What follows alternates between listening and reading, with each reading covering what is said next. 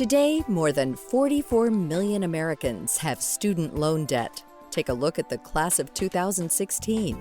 The average student who graduated from a four-year public university with their bachelor's degree left with $28,600 in loans, according to data from the National Center for Education Statistics. This heavy burden of debt can follow people around for decades and severely push back big life decisions, like buying a home or starting a family.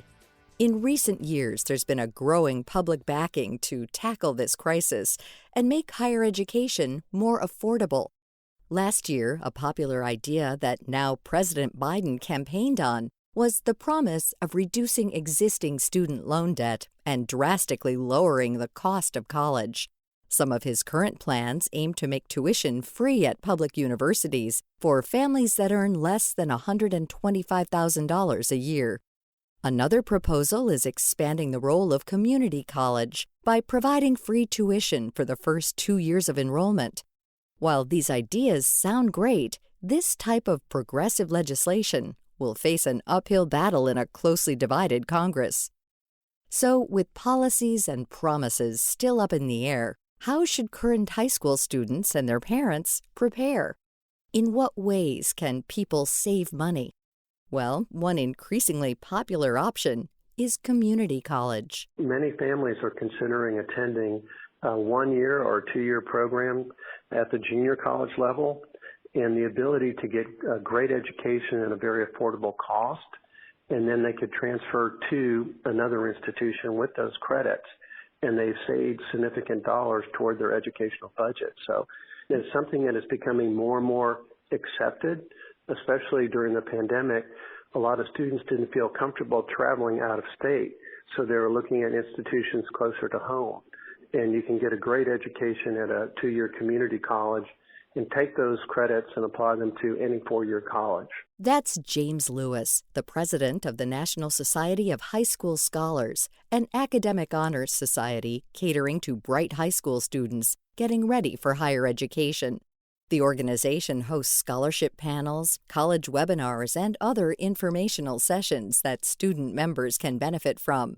And in working with students, Lewis says that he has seen greater interest in community college rather than the traditional route. This is in part due to more prominent 4-year universities linking up with these smaller institutions to offer a direct transfer program if students meet certain GPA and coursework requirements. Some states, like here in Georgia, the 2-year programs are connected to the 4-year institutions. So there's an opportunity to look at community colleges that are affiliated with part of the university system of the state. So when you're choosing a community college, you should look to see what kind of affiliations they have with the 4-year programs, and some of them are automatic. So the ability to attend a 2-year program and then be automatically admitted, like here in Georgia, to the University of Georgia or Georgia State or Georgia Tech.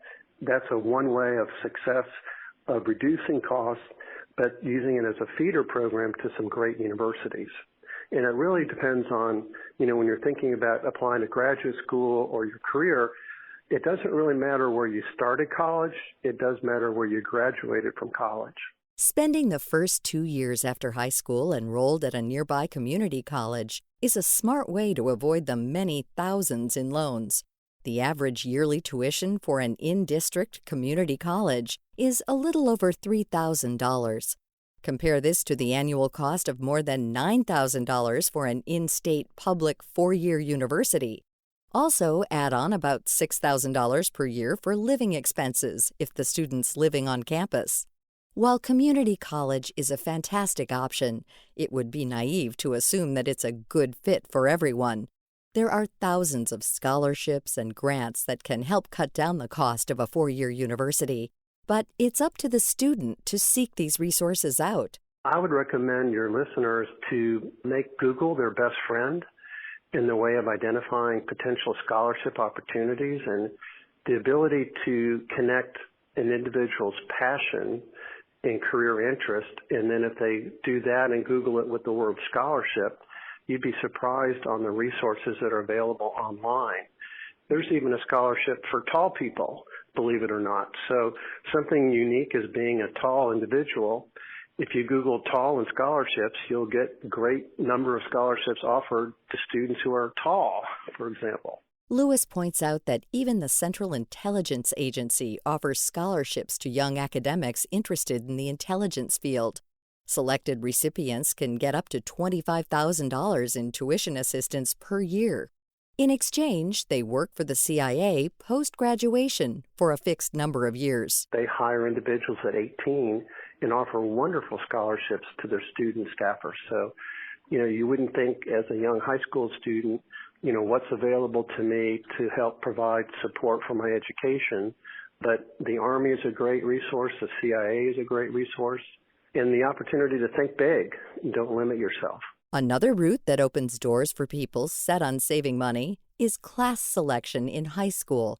Advanced placement classes can be challenging. However, doing well on AP tests at the end of the semester can translate into valuable college credit. I would recommend students take AP classes while they're in high school because the opportunity to take them, and if a student does well on the AP exams, if you, for instance, would get a 4 or a 5 on the test, many universities accept them as academic credit.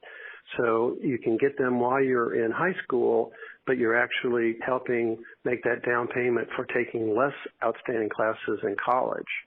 So I strongly encourage students to take as many AP as they can handle academically, study hard, and at least get a 4 or a 5 on their final exam. Now, they will have to look at the individual institutions to see which universities will accept which particular credits. Some universities don't accept AP exams, but a lot of them do. At the end of the day, for both students and parents, it can be tempting to get caught up in the allure of a university without inspecting the price tag. Too often, people believe that the high cost of a 4-year public, out-of-state, or private university is worth it, and they'll easily be able to pay back the large loans after securing a well-paying job after graduation. But life isn't always so predictable. Racking up $30,000 or $40,000 in debt can put a lot of pressure on a student or their families shouldering the cost. Take some time, weigh out all of the options, and calculate the full cost of tuition, boarding, and living expenses per year before accepting any offer. To find out more about our guest, James Lewis, and the National Society of High School Scholars, visit viewpointsradio.org. This segment was written and produced by Amira Zaveri. Studio production by Jason Dickey. I'm Marty Peterson. Viewpoints returns in just a moment. Saving for taxes is hard for many business owners, perhaps especially independent contractors, artists, and entrepreneurs. Some business owners simply can't stop themselves from spending all the money as it comes in, then incurring more and more unsecured debt to pay their taxes and other obligations. Those businesses are sinking, even if they don't know it yet. But Help for Debtors is available now. Business Debtors Anonymous is a 12-step recovery program with meetings every day, where members support one another as they stop incurring new unsecured debt. At meetings, recovering members share how their lives have been transformed. Their stories will be reassuringly similar to your own. This 12-step program offers hope, clarity, and serenity, along with immediately usable tools to support better management of your personal and business finances. Find more information and request free program literature at helpfordebtors.org. That's helpfordebtors.org. A new report from Mimecast shows that 79% of companies experienced a business disruption or financial loss last year due to a lack of cyber preparedness. The annual State of Email Security report by cyber resilience company Mimecast shows that a stunning 61% of companies were hit by ransomware last year, on average losing 6 working days. Even though 70% of organizations surveyed expect to be harmed by an email-borne attack this year, 40% still fall short in one or more critical areas of email security systems, according to Josh Douglas, Mimecast's Vice President of Threat Intelligence. Companies know they're exposed, but are not committing to the technology and training required to protect their environment. These exposure points are inflamed by so many companies rapidly adopting digital office models. Leaving employees untrained and unprotected in this highly distributed digital environment puts organizations at risk of digital deception. Download the full report and learn how companies can protect themselves at mimecast.com. And that's Viewpoints for this week. Viewpoints is a production of MediaTrax Communications. Follow us on Twitter, Facebook, and Instagram to learn more about upcoming shows. And find a library of past programs on Apple Podcasts, Google Play, and Spotify. Plus, you'll always find previous segments and more information about our guests at viewpointsradio.org. Join us again next week for another edition of Viewpoints. Coming up next week. There were 25 of their planes that went up that day. 13 got shot down. 12 came back. And the survivors that came back told horrifying stories of how many hundreds of German fighters swarming around them. The on- and off-screen life of the late actor Jimmy Stewart. Then, most of my diet is vegetables, tofu to some degree, but I do eat some fish. And one of the reasons I eat fish is because fish is actually a pretty good carbon deal. Crafting a diet for a better climate.